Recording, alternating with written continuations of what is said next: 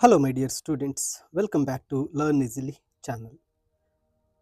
The Long Exile, story by Leo Tolstoy. The long exile ಈ ಒಂದು ಕಥೆಯ ಕನ್ನಡದ ಒಂದು ಸರಳವಾದಂತಹ ಸಾರಾಂಶವನ್ನು ನಾನಿಲ್ಲಿ ತಿಳಿಸ್ಕೊಡ್ತೇನೆ. ಪೂರ್ತಿಯಾಗಿ ಕೇಳಿ ನಂತರ ಈ ಸ್ಟೋರಿ ಹಾಗೂ ಸಮರಿಯ PDF ಅನ್ನು ನೀವು ಕೊನೆಯಲ್ಲಿ ಡೌನ್ಲೋಡ್ ಮಾಡಿಕೊಳ್ಳಬಹುದು. ಅದನ್ನು ಡಿಸ್ಕ್ರಿಪ್ಷನಲ್ಲಿ ಲಿಂಕ್ ನೀಡಿರ್ತೇನೆ. ಲಿಯೋ ಟಾಲ್ಸ್ಟಾಯ್ರವರ ಈ ಒಂದು ದ ಲಾಂಗ್ ಎಕ್ಸೈಲ್ ಕಥೆಯು ಒಂದು ವ್ಲಾಡಿಮಿರ್ ನಗರದಲ್ಲಿ ವಾಸಿಸ್ತಕ್ಕಂತಹ ಒಬ್ಬ ವ್ಯಾಪಾರಿ ಅಕ್ಸಿನೋಫ್ನ ಒಂದು ಕಥೆಯಾಗಿರುತ್ತೆ. ಈ ಒಂದು ಕತೆ ದೇವರು ಸತ್ಯವನ್ನು ನೋಡ್ತಾನೆ, ಆದರೆ ಸಮಯಕ್ಕಾಗಿ ಕಾಯ್ತಾನೆ ಅಂತಕ್ಕಂಥ ಒಂದು ಸಾಲಿನಿಂದ ಪ್ರಾರಂಭವಾಗುತ್ತೆ.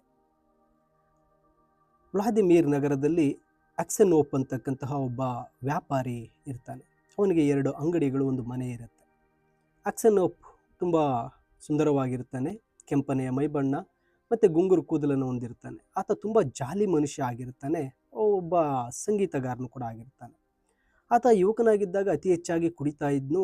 ಕುಡಿದಾಗ ತುಂಬ ಒಂದು ಅಸಭ್ಯವಾಗಿ ವರ್ತನೆ ಮಾಡ್ತಾ ಇರ್ತಾನೆ. ಆದರೆ ಆ ಅಕ್ಸಿನೋಫ್ ಮದುವೆಯಾದ ನಂತರ ಅವನು ಕುಡಿಯೋದನ್ನು ಬಿಟ್ಟಿರ್ತಾನೆ ಮತ್ತು ಮೋಜು ಮಸ್ತಿಯನ್ನೆಲ್ಲ ಬಿಟ್ಟು ತುಂಬ ಒಳ್ಳೆಯವನಾಗಿರ್ತಾನೆ. ಒಂದು ಬೇಸಿಗೆಯ ದಿನ ಅಕ್ಸಿನೋಫ್ ಒಂದು ದೊಡ್ಡದಾದಂತಹ ಒಂದು ಎಕ್ಸಿಬಿಷನ್ ಅಥವಾ ಒಂದು ಮೇಳಕ್ಕೆ ನಿಜ್ನಿಗೆ ಹೋಗೋದಕ್ಕೆ ಸಿದ್ಧನಾಗ್ತಾನೆ. ಅವನು ತನ್ನ ಒಂದು ಫ್ಯಾಮಿಲಿಗೆ ಒಂದು ಗುಡ್ ಬೈಯನ್ನು ಹೇಳಿ ಅವನು ಪ್ರಯಾಣ ಹೋಗೋಕ್ಕೆ ಮುಂದಾಗ್ತಾನೆ. ಆಗ ಅವನ ಹೆಂಡತಿ ಅವನಿಗೆ ಹೇಳ್ತಾಳೆ, ಇಯಾನ್ ಡಿಮಿಟ್ರಿವಿಚ್ ಅಕ್ಸಿನೋಫ್, ನೀನು ಈ ಒಂದು ಜಾತ್ರೆಗೆ ಹೋಗಬೇಡ, ನನಗೆ ಒಂದು ಕನಸು ಬಿದ್ದಿದೆ, ಅದರಲ್ಲಿ ನಿನಗೇನೋ ಒಂದು ಕೆಟ್ಟದ್ದು ಸಂಭವಿಸ್ತಾ ಇದೆ ಅಂತ ಹೇಳಿ ಆ ಹೆಂಡತಿ ಅಕ್ಸಿನೋಫ್ಗೆ ಹೇಳ್ತಾಳೆ. ಆಗ ಆತ ಹೇಳ್ತಾನೆ, ನೀನು ಭಯಪಡಬೇಡ, ನಾನೇನು ಅಲ್ಲಿಗೆ ಹೋಗ್ತಕ್ಕಂಥದ್ದು ಮೋಜು ಮಸ್ತಿ ಮಾಡೋದಕ್ಕೆ, ಎಂಜಾಯ್ ಮಾಡೋದಕ್ಕೆ ಅಲ್ಲ, ನಿನಗೆ ನನ್ನ ಮೇಲೆ ಯಾವುದೇ ರೀತಿ ಭಯ ಇಟ್ಕೋಬೇಡ ಅಂತ ಹೇಳ್ತಾನೆ. ಅದಕ್ಕೆ ಅವನ ಹೆಂಡತಿ, ಇಲ್ಲ, ನನಗೊಂದು ವಿಚಿತ್ರ ಕನಸು ಬಿದ್ದಿದೆ, ಆ ಕನಸಿನಲ್ಲಿ ನೀವು ಆ ಪಟ್ಟಣದಿಂದ ಮನೆಗೆ ಹಿಂತಿರುಗಿ ಬರಬೇಕಾದ್ರೆ ನಿಮ್ಮ ಟೋಪಿಯನ್ನು ತೆಗೆದಾಗ ನಿಮ್ಮ ಕೂದಲೆಲ್ಲ ಬಿಳಿಯಾಗಿತ್ತು ಅಂತ ಹೇಳ್ತಾಳೆ. ಅದಕ್ಕೆ ಅಕ್ಸಿನೋಫ್ ನಗ್ತಾ, ಇದರ ಅರ್ಥ ಅದೃಷ್ಟ, ನೋಡು ನಾನು ಹೋಗಿ ನಿನಗೆ ಒಳ್ಳೆ ಗಿಫ್ಟ್ಸನ್ನೆಲ್ಲ ತರ್ತೇನೆ ಅಂತ ಹೇಳಿ ಆತ ತನ್ನ ಫ್ಯಾಮಿಲಿಗೆಲ್ಲ ಬಾಯ್ ಹೇಳಿ ಆತ ಪ್ರಯಾಣವನ್ನು ಬೆಳೆಸ್ತಾನೆ. ಪ್ರಯಾಣದ ಒಂದು ಅರ್ಧ ದಾರಿಯಲ್ಲಿ ಆತನಿಗೆ ಒಬ್ಬ ಪರಿಚಯದ ವ್ಯಾಪಾರಿಯೊಬ್ಬ ಸಿಗ್ತಾರೆ. ಅವರಿಬ್ಬರು ರಾತ್ರಿ ಒಂದೇ ಹೋಟೆಲ್ನಲ್ಲಿ ಉಳ್ಕೋತಾರೆ. ಅವರಿಬ್ಬರು ಒಟ್ಟಿಗೆ ಒಂದು ಟೀ ಕುಡಿದು ಅಕ್ಕಪಕ್ಕದ ಕೋಣೆಗಳಲ್ಲಿ ಮಲಗ್ತಾರೆ. ಅಕ್ಸಿನೋಫ್ ಏನು ಮಾಡ್ತಾನೆ, ಹೆಚ್ಚು ಹೊತ್ತು ನಿದ್ದೆ ಮಾಡೋದಕ್ಕೆ ಆತನಿಗೆ ಇಷ್ಟ ಆಗೋದಿಲ್ಲ. ಆತ ಮಧ್ಯರಾತ್ರಿಯಲ್ಲೇ ಎಚ್ಚರಗೊಳ್ತಾನೆ. ಮತ್ತು ವಾತಾವರಣ ತುಂಬ ತಂಪಾಗಿರೋದ್ರಿಂದ ನಾವು ಇಲ್ಲಿಂದ ಬೇಗ ಹೋಗೋಣ ಅಂತೇಳಿ ತನ್ನ ಡ್ರೈವರನ್ನು ಎಬ್ಬರಿಸಿ ಗಾಡಿಯನ್ನು ಸಿದ್ಧಪಡಿಸ್ಕೊಂಡು ಅವನೇನು ಮಾಡ್ತಾನೆ, ಆ ಹೋಟೆಲ್ ಮಾಲೀಕನಿಗೆ ಅವನ ಒಂದು ಅಮೌಂಟನ್ನು ಕೊಟ್ಬಿಟ್ಟು ಅವನು ಹೊರಡ್ತಾನೆ. ಅವನು ಸುಮಾರು ಒಂದು 40 ವರ್ಷಗಳಷ್ಟು ದೂರ ಪ್ರಯಾಣಿಸಿದ ನಂತರ ಅಲ್ಲಿ ಏನಾದರೂ ತಿನ್ನಬೇಕು ಅಂತೇಳಿ ಒಂದು ಹೋಟೆಲ್ನ ಮುಂಭಾಗದಲ್ಲಿ ಗಾಡಿಯನ್ನು ನಿಲ್ಲಿಸಿ ಅಲ್ಲಿ ವಿಶ್ರಾಂತಿ ಪಡೀತಾ ಇರ್ತಾನೆ. ಮಧ್ಯಾಹ್ನ ಆದಾಗ ಅವನು ಮತ್ತೆ ಹೊರಡೋಕ್ಕೆ ಸಿದ್ಧನಾಗ ಸಮಯದಲ್ಲಿ ಅವನು ಏನು ಮಾಡ್ತಾನೆ, ತನ್ನ ಒಂದು ಗಿಟಾರನ್ನು ತೆಗೆದು ಅಲ್ಲೇ ಒಂದು ಆತ ಸಂಗೀತಗಾರನಾಗಿರೋದ್ರಿಂದ ಗಿಟಾರನ್ನು ನುಡಿಸ್ತಾ ಇರ್ತಾನೆ. ಅದೇ ಸಮಯಕ್ಕೆ ಅಲ್ಲಿಗೆ ಒಂದು ಪೊಲೀಸರ ವ್ಯಾನ್ ಒಂದು ಬಂದು ನಿಲ್ಲುತ್ತೆ. ಅಲ್ಲಿ ಆ ಪೊಲೀಸರಂದರೆ ಒಂದು ಸೈನಿಕರಾಗಿರ್ತಾರೆ. ಆ ಸೈನಿಕರ ಅಧಿಕಾರಿ ಒಬ್ಬ ಇಳಿದು ನೇರವಾಗಿ ಅಕ್ಸಿನೋಫ್ ಹತ್ರ ಬಂದು, ನೀನು ಯಾರು, ಎಲ್ಲಿಂದ ಬಂದಿದ್ದೀಯಾ ಅಂತ ಕೇಳ್ತಾನೆ. ಅದಕ್ಕೆ ಅಕ್ಸಿನೋಫ್ ಯಾವುದೇ ರೀತಿ ಒಂಥರ ಹಿಂಜರಿಕೆ ಇಲ್ಲದೆ, ತಾನು ಇಂತಹ ವ್ಲಾದಿಮಿರ್ ನಗರದಿಂದ ಬಂದಿದ್ದೇನೆ ಅಂತ ಹೇಳಿ, ಬನ್ನಿ ಟೀ ಕುಡಿಯೋಣ ಅಂತ ಹೇಳ್ತಾನೆ. ಅದಕ್ಕೆ ಆ ಅಧಿಕಾರಿ ಏನು ಮಾಡ್ತಾನೆ, ತನ್ನ ಪ್ರಶ್ನೆಗಳನ್ನು ಮುಂದೆ ವರಿಸ್ತಾನೆ. ನಿನ್ನೆ ರಾತ್ರಿ ಎಲ್ಲಿದ್ದೆ, ನೀನು ಒಬ್ಬನೇ ಇದೆಯಾ, ನಿನ್ನ ಜೊತೆ ಯಾರಿದ್ರು, ನೀನು ಬೆಳಗ್ಗೆ ಆ ವ್ಯಾಪಾರಿಯನ್ನು ನೋಡ್ದಾ, ನೀನು ಯಾಕೆ ಬೆಳಗ್ಗೆ ಇಷ್ಟು ಬೇಗನೆ ಅರ್ಧರಾತ್ರಿಯಲ್ಲೇ ಹೊರಟಿದೀಯಾ ಅಂತ ಹೇಳಿ ಪ್ರಶ್ನೆಗಳನ್ನು ಕೇಳೋಕ್ಕೆ ಶುರು ಮಾಡ್ತಾನೆ. ಆಗ ಅಕ್ಸಿನೋಫ್ಗೆ ಒಂದು ರೀತಿ ಭಯ ಶುರುವಾಗುತ್ತೆ. ಆದರೆ ಅಲ್ಲಿ ಏನು ನಡೀತು, ತಾನು ಆ ಹೋಟ್ಲಲ್ಲಿ ಇದ್ದಿದ್ದು, ಬೆಳಗ್ಗೆ ಹೇಗೆ ಬೇಗ ಬಂದಿದ್ದು, ಇದನ್ನೆಲ್ಲವನ್ನ ಹೇಳ್ತಾನೆ. ಹೇಳಿಬಿಟ್ಟು, ನನ್ನನ್ನು ಯಾಕೆ ಈ ರೀತಿ ಪ್ರಶ್ನೆ ಮಾಡ್ತಾ ಇದ್ದಾರೆ, ನಾನು ಕಳ್ಳ ಅಲ್ಲ, ಕೊಲೆಗಾರನಲ್ಲ, ನಾನು ನನ್ನ ಕೆಲಸದ ಮೇಲೆ ಹೋಗ್ತಾ ಇದ್ದೀನಿ ಹೇಳ್ತಾನೆ. ಆದರೆ ಆಗ ಅಧಿಕಾರಿ ಸೈನಿಕರನ್ನು ಕರೆದು ಹೇಳ್ತಾನೆ, ಇವನನ್ನು ಹಿಡ್ಕೊಳ್ಳಿ, ನಾನು ಪೊಲೀಸ್ ಇನ್ಸ್ಪೆಕ್ಟರು, ನೀನು ನಿನ್ನೆ ರಾತ್ರಿ ಮಲಗಿದ್ದಂಥ ಹೋಟೆಲ್ನಲ್ಲಿ ನಿನ್ನ ಪಕ್ಕದ ರೂಮ್ನಲ್ಲಿ ಮಲಗಿದ್ದಂಥ ವ್ಯಾಪಾರಿಯನ್ನು ಯಾರೋ ಚಾಕುವಿನಿಂದ ಇರಿದು ಕೊಲೆ ಮಾಡಿದ್ದಾರೆ, ಅದನ್ನು ವಿಚಾರಣೆ ಮಾಡೋಕ್ಕೆ ಬಂದಿದ್ದೀನಿ, ನಿನ್ನೆಲ್ಲ ವಸ್ತುಗಳನ್ನು ತೋರಿಸು ಅಂತೇಳಿ ಅವೆಲ್ಲ ಅವನ ವಸ್ತುಗಳು, ಬ್ಯಾಗ್ಗಳನ್ನು ಸರ್ಚ್ ಮಾಡೋಕ್ಕೆ ಶುರು ಮಾಡ್ತಾರೆ. ಸರ್ಚ್ ಮಾಡಿದಾಗ ಆ ವ್ಯಕ್ತಿ, ಆ ವ್ಯಾಪಾರಿಯ ಒಂದು ಅಕ್ಸಿನೋಫ್ನ ಬ್ಯಾಗ್ನಲ್ಲಿ ಒಂದು ರಕ್ತ ತುಂಬಿರ್ತಕ್ಕಂಥ ಚಾಕು ಇರುತ್ತೆ. ಅದನ್ನು ತೆಗೆದಂತಹ ಪೊಲೀಸ್ ಅಧಿಕಾರಿ, ಈ ಚಾಕು ಯಾರದ್ದು, ಈ ಚಾಕುವಿನ ಮೇಲೆ ರಕ್ತ ಹೇಗೆ ಬಂತು, ಆ ಚಾಕು ನಿನ್ನ ಒಂದು ಬ್ಯಾಗ್ನಲ್ಲಿ ಹೇಗೆ ಬಂತು ಅಂತ ಕೇಳ್ತಾನೆ. ಆಗ ಅಕ್ಸಿನೋಫ್ ಉತ್ತರಿಸೋಕ್ಕೆ ತಡಬಡಿಸ್ತಾನೆ. ಆಗ ಇನ್ಸ್ಪೆಕ್ಟರ್ ಅವನನ್ನು, ನೀನು ಈ ಚಾಕುವಿನಿಂದ ಆ ಹಾಸಿಗೆಯಲ್ಲಿ ಮಲಗಿದ್ದಂಥ ವ್ಯಾಪಾರಿಯನ್ನು ಕೊಂದಿದೀಯಾ, ಅವನ ಹತ್ರ ಇದ್ದಂಥ 20,000 ರೂಬೆಲ್ಗಳನ್ನು ನೀನು ಕದ್ದಿದೀಯಾ ಅಂತ ಹೇಳ್ತಾನೆ. ಅದಕ್ಕೆ ಅಕ್ಸೆನೋಪು, ಇಲ್ಲ, ನನ್ನ ಹತ್ರ ಬಳಿ ಕೇವಲ 8,000 ಒಂದು ರೂಬೆಲ್ಗಳಿದೆ, ನಾನು ಅವನ ಜೊತೆ ಕೇವಲ ಒಂದು ಚಹಾವನ್ನು ಮಾತ್ರ ಕುಡಿದೆ, ನಾನು ಅವನನ್ನು ಯಾವುದೇ ರೀತಿ ಕೊಲೆ ಮಾಡಲಿಲ್ಲ ಅಂತ ಹೇಳ್ತಾನೆ. ಆದರೆ ಅಧಿಕಾರಿ, ಆ ಪೊಲೀಸ್ ಇನ್ಸ್ಪೆಕ್ಟರ್ ಒಪ್ಪೋದಿಲ್ಲ. ಸೈನಿಕರನ್ನು ಕರೆದು ಆಕ್ಸೆನೋಪ್ನನ್ನು ಕಟ್ಟಿ ಹಾಕಿ ಅವನನ್ನು ಕರ್ಕೊಂಡೋಗೋಕ್ಕೆ ಶುರು ಮಾಡ್ತಾರೆ. ಆಕ್ಸೆನೋಪ್ ಕಾಲುಗಳನ್ನು ಕಟ್ಟಿ ಹಾಕಿರುತ್ತೆ. ಅವನನ್ನು ಗಾಡಿಯ ಮೇಲೆ ಹಾಕ್ಕೊಂಡು ಅವರು ಕರ್ಕೊಂಡು ಹೋಗ್ತಾರೆ. ಆಕ್ಸೆನೋಪ್ ತನ್ನ ಎಲ್ಲ ವಸ್ತುಗಳನ್ನು ಆ ಪೊಲೀಸರು ವಶಪಡಿಸ್ಕೊಂಡಿರ್ತಾರೆ. ಅವನನ್ನು ಜೈಲಿಗೆ ಹಾಕ್ತಾರೆ. ಆಕ್ಸೆನೋಪ್ನ ಒಂದು ಕ್ಯಾರೆಕ್ಟರ್ ಬಗ್ಗೆ ವಿಚಾರಿಸಲು ಕೆಲವು ಸೈನಿಕರನ್ನು ಆ ವ್ಲಾದಿಮಿರ್ ನಗರಕ್ಕೆ ಕಳಿಸ್ತಾರೆ. ಅವರು ಅಲ್ಲಿ ಹೋಗಿ ವಿಚಾರಿಸಿದಾಗ ಅಲ್ಲಿನ ವ್ಯಾಪಾರಿಗಳು ಮತ್ತು ಪಬ್ಲಿಕ್ಸ್ ಎಲ್ಲ ಹೇಳ್ತಾರೆ, ಆಕ್ಸೆನೋಪು ಅವನು ಮೀನ್ಸ್ ಯುವಕನಾಗಿದ್ದಾಗ ಸ್ವಲ್ಪ ಚೇಷ್ಟೆ ಮಾಡ್ತಾ ಇದ್ದ, ಕುಡಿತಾ ಇದ್ದ, ಆದರೆ ಈಗ ಮದುವೆ ಆದಮೇಲೆ ಅವನು ಒಳ್ಳೆಯ ವ್ಯಾಪಾರಿಯಾಗಿದ್ದಾನೆ, ಯಾವುದೇ ರೀತಿ ಕೆಟ್ಟು ಕ್ಯಾರೆಕ್ಟರ್ ಇಲ್ಲ ಅಂತ ಹೇಳ್ತಾರೆ. ಆದರೆ ಆ ವ್ಯಾಪಾರಿಯನ್ನು ಕೊಂದಿದ್ದಕ್ಕಾಗಿ ಮತ್ತು ಆ 20,000 ರೂಬೆಲ್ಗಳನ್ನು ದೋಚಿದ್ದಕ್ಕಾಗಿ ಅಕ್ಸೆನೋಪ್ಗೆ ಶಿಕ್ಷೆ ವಿಧಿಸಲಾಯಿತು. ನಂತರ ಅವನ ಹೆಂಡತಿ ಘಟನೆಯನ್ನು ಕೇಳಿ ತುಂಬ ಶಾಕ್ ಆಗ್ತಾಳೆ. ಅವಳು ಅವರ ಮಕ್ಕಳು ಇನ್ನೂ ಚಿಕ್ಕವರಾಗಿರ್ತಾರೆ. ಒಬ್ಬ ಮಗು ಇನ್ನೂ ಹಾಲನ್ನು ಕುಡಿತಕ್ಕಂಥ ಚಿಕ್ಕ ಮಗು ಇರುತ್ತೆ. ತನ್ನ ಗಂಡನನ್ನು ಜೈಲಲ್ಲಿ ಹಾಕಿರೋದನ್ನು ತಿಳಿದಂಥ ಆಕೆ ಆ ಒಂದು ಜೈಲಿಗೆ ಅವರನ್ನು ನೋಡೋಕ್ಕೆ ಹೋಗ್ತಾಳೆ. ಅಲ್ಲಿ ಅಕ್ಸೆನೋಪ್ನನ್ನು ಕೊಲೆಗಾರರ ಜೊತೆಯಲ್ಲಿ ಸರಪಳಿಗಳಿಂದ ಕಟ್ಟಿ ಹಾಕಲಾಗಿರುತ್ತೆ. ಅವರು ಅದನ್ನು ನೋಡಿದ ತಕ್ಷಣ ಹೆಂಡತಿ ಕುಸಿದು ಬೀಳ್ತಾಳೆ. ಮತ್ತು ಎಚ್ಚರ ಬಂದಾಗ ತನ್ನ ಮಕ್ಕಳನ್ನೆಲ್ಲ ತೋರಿಸಿ ಅವನಿಗೆ ನಡೆದ ವಿಷಯವನ್ನೆಲ್ಲ ಕೇಳ್ತಾಳೆ.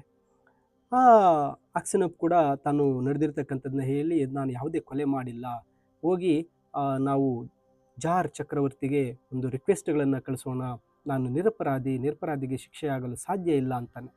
ಆದರೆ ಆ ಹೆಂಡತಿ ಈಗಾಗಲೇ ಜಾರ್ಗೆ ಮನವಿ ಕಳಿಸಿರ್ತಾಳೆ. ಆದರೆ ಆ ಮನವಿಗಳೆಲ್ಲ ತಿರಸ್ಕೃತ, ಮೀನ್ಸ್ ರಿಜೆಕ್ಟ್ ಮಾಡಲಾಗಿರುತ್ತೆ. ಈಗ ಅಕ್ಸೆನೋಪ್ಗೆ ಹೇಳೋಕ್ಕೆ ಏನೂ ಉಳಿದಿರೋದಿಲ್ಲ. ಕೊನೆಗೆ ಅವನ ಹೆಂಡತಿ ಹೇಳ್ತಾಳೆ, ನಾನು ಕಂಡಂತಹ ಕನಸು ನಿಜ ಆಯಿತು, ನಿನ್ನ ಕೂದಲು ನೋಡಿ ಬಿಳಿ ಆಗ್ತಾ ಇದೆ, ನೀವು ತುಂಬ ಚಿಂತೆಗೆ ಬಿದ್ದಿದ್ದೀರಾ, ಈಗಲೇ ಅವು ಬಿಳಿ ಆಗ್ತಾ ಇದೆ ಅಂತ ಹೇಳ್ತಾಳೆ. ಕೊನೆಗೆ ಅವಳು ಕೇಳ್ತಾಳೆ, ದಯವಿಟ್ಟು ನನಗೆ ನಿಜ ಹೇಳಿ, ನೀವು ಅವರನ್ನು ಕೊಂದ್ರಾ ಅಂತ ಕೇಳ್ತಾಳೆ. ಆ ಮಾತನ್ನು ಕೇಳಿದಂತಹ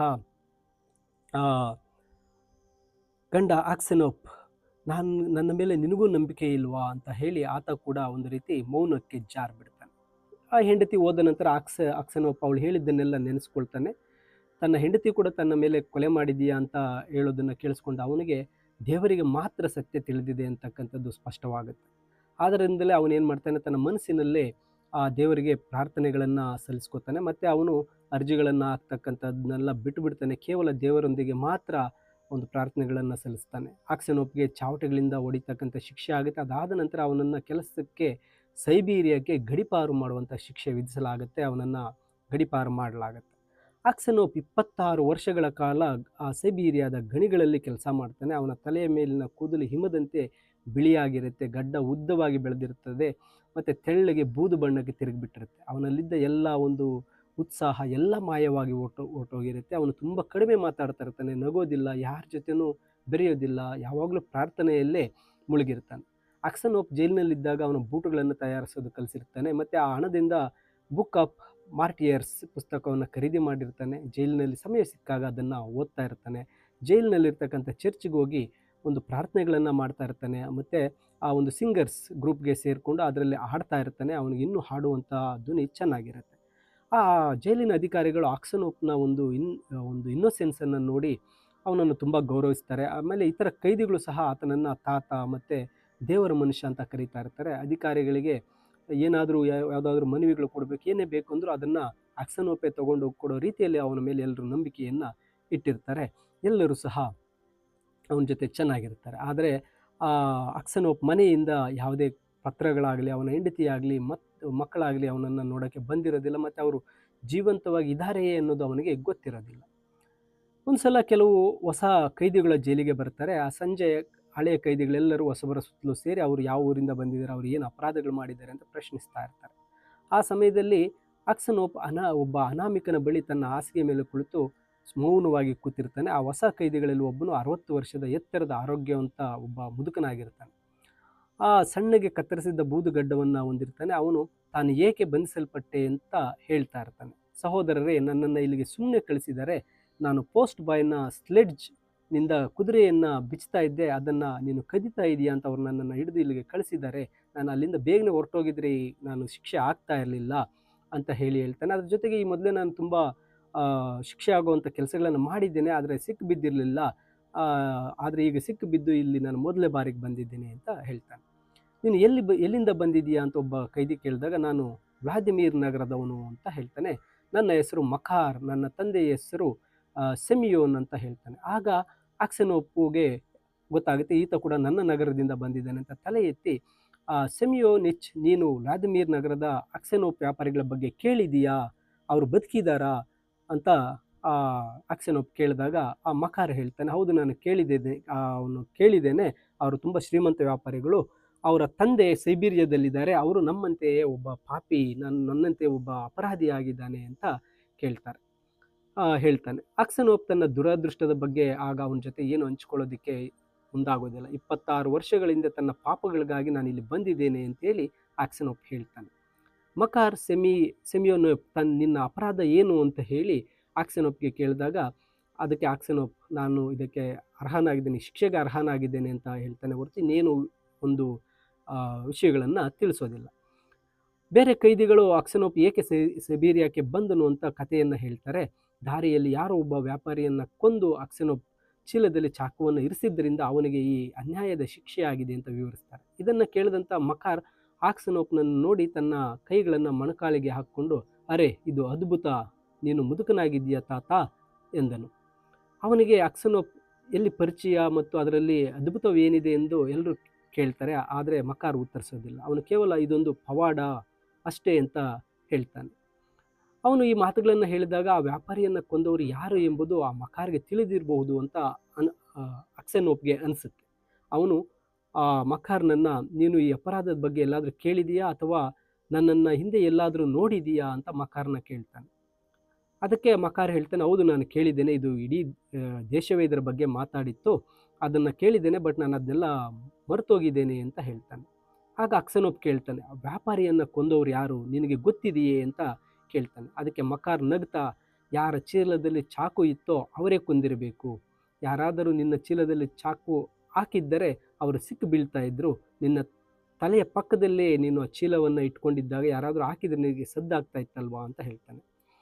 ಈ ಮಾತುಗಳನ್ನು ಕೇಳಿದ ತಕ್ಷಣ ಅಕ್ಸೆನೋಪ್ಗೆ ಅರ್ಥ ಆಗುತ್ತೆ, ಆ ವ್ಯಾಪಾರಿಯನ್ನು ಕೊಂದ ಮನುಷ್ಯ ಮಕಾರ್ ಇವನೇ ಅಂತಕ್ಕಂಥದ್ದು ಗೊತ್ತಾಗುತ್ತೆ. ಆಗ ಅಕ್ಸೆನೋಪ್ ಅಲ್ಲಿಂದ ಎದ್ದು ಹೊರಟೋಗ್ತಾನೆ.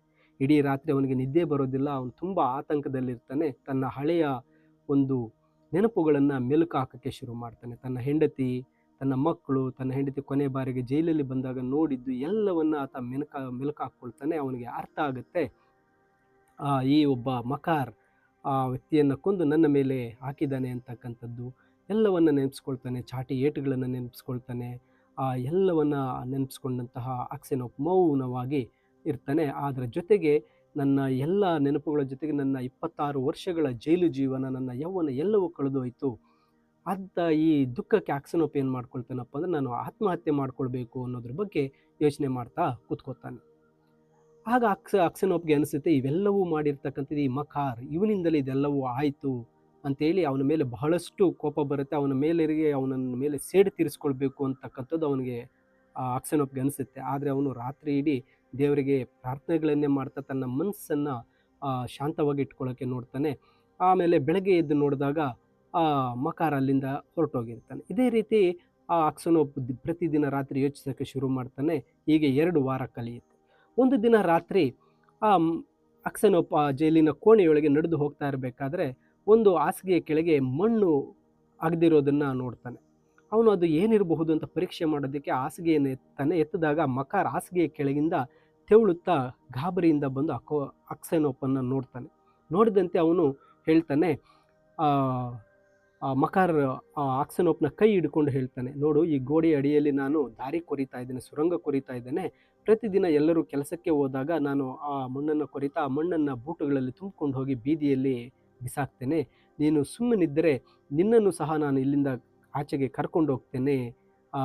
ನೀನು ಯಾರಿಗಾದರೂ ಹೇಳಿದ್ರೆ ಸೈನಿಕರು ನನ್ನನ್ನು ಚಾವಟಿಯಿಂದ ಹೊಡಿತಾರೆ, ಆಮೇಲೆ ನಾನು ನಿನ್ನನ್ನು ಕೊಲ್ಲುತ್ತೇನೆ ಅಂತ ಮಕಾರ್ ಅಕ್ಸೆನೋಪನ್ನು ಬೆದರಿಸ್ತಾನೆ. ಅಕ್ಸೆನೋಪ್ ತನ್ನ ಶತ್ರುವನ್ನು ನೋಡಿದಾಗ ಕೋಪದಿಂದ ಒಂದು ರೀತಿ ನಡುಗ್ತಾನೆ. ಅವನಿಂದ ತನ್ನ ಕೈಯನ್ನು ಬಿಡಿಸ್ಕೊತಾನೆ. ನಾನು ಇಲ್ಲಿಂದ ಓಡಿ ಹೋಗುವ ಅಗತ್ಯ ನನಗಿಲ್ಲ, ನನ್ನನ್ನು ಕೊಲ್ಲುವುದರಿಂದ ನಿನಗೆ ಯಾವುದೇ ಲಾಭಗಳು ಇಲ್ಲ. ನೀನು ನನ್ನನ್ನು ಬಹಳ ಹಿಂದೆಯೇ ಕೊಂದು ಬಿಟ್ಟಿದೀಯಾ, ಆದರೆ ನಿನ್ನ ಬಗ್ಗೆ ದೂರು ನೀಡಬೇಕು ಬೇಡವೋ ಎಂದು ದೇವರಿಗೆ ಬಿಟ್ಟ ವಿಚಾರ ಅಂತ ಹೇಳ್ತಾನೆ. ಮಾರನೇ ದಿನ ಕೈದಿಗಳು ಕೆಲಸಕ್ಕೆ ಹೋದಾಗ ಆ ಸೈನಿಕರು ಆ ಮಣ್ಣು ಒಗಿತಾ ಇರತಕ್ಕಂಥ ಸುರಂಗವನ್ನು ಕಂಡಿಡಿದು ಬಿಡ್ತಾರೆ. ಆದರೆ ಅವರಿಗೆ ಅದು ಮಕಾರ್ ಮಾಡ್ತಾ ಇದ್ದಾನೆ ಅನ್ನೋದು ಗೊತ್ತಾಗೋದಿಲ್ಲ. ಅವರು ಜೈಲಿನಲ್ಲಿರ್ತಕ್ಕಂಥ ಎಲ್ಲ ಕೈದಿಗಳನ್ನು ನಿಲ್ಲಿಸಿ ಕೇಳ್ತಾರೆ, ಈ ಗುಂಡಿಯನ್ನು ಅಗಿತಾ ಇರೋದು ಯಾರು ಅಂತ. ಆ ವಿಷಯ ತಿಳಿದಿರ್ತಕ್ಕಂಥವರು ಯಾರಾದರೂ ಹೇಳಿ ಅಂತ ಹೇಳಿದಾಗ ಯಾರೊಬ್ಬರು ಹೆಸರನ್ನು ಹೇಳೋದಿಲ್ಲ. ಕೊನೆಗೆ ಆ ಒಂದು ಜೈಲರ್ ಮುಖ್ಯಸ್ಥ ಅಕ್ಸನೋಪ್ನ ಬಳಿಗೆ ಬರ್ತಾನೆ. ಅಕ್ಸನೋಪ್, ನೀನೊಬ್ಬ ಸತ್ಯವಂತ ಮನುಷ್ಯ, ಈ ಗುಂಡಿಯನ್ನು ಅಗಿತಾ ಇರೋದು ಯಾರು ಅನ್ನೋದು ನಿನಗೆ ಗೊತ್ತಿರುತ್ತೆ, ಇದಕ್ಕೆ ದಯವಿಟ್ಟು ಅವ್ರು ಯಾರು ಅಂತ ಹೇಳು ಅಂತ ಕೇಳ್ತಾನೆ. ಅಕ್ಸನೋಪ್ ತನ್ನ ಪಕ್ಕದಲ್ಲೇ ನಿಂತಿರ್ತಕ್ಕಂತಹ ಮಕಾರ್ ನನ್ನನ್ನು ನೋಡ್ತಾನೆ. ಆ ಮಕಾರ್ ಗಾಬರಿಯಲ್ಲಿರ್ತಾನೆ.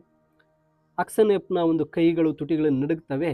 ಅವನಿಗೆ ಕರೆಕ್ಟಾಗಿ ಮಕಾರ್ನ ಹೆಸರನ್ನು ಹೇಳೋಕೆ ಅವನಿಗೆ ಮನಸ್ಸು ಬರೋದಿಲ್ಲ.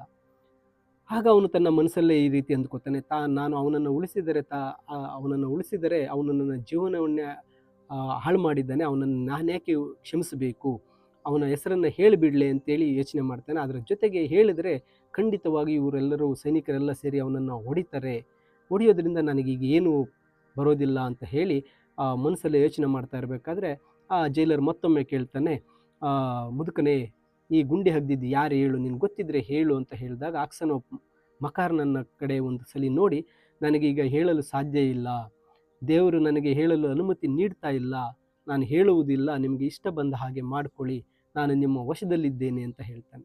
ಆ ಜೈಲರ್ನ ಎಲ್ಲ ಪ್ರಯತ್ನಗಳ ಹೊರತಾಗಿಯೂ ಅಕ್ಸನೋಪ್ ಆ ಹೆಸರನ್ನು ಹೇಳೋದಿಲ್ಲ.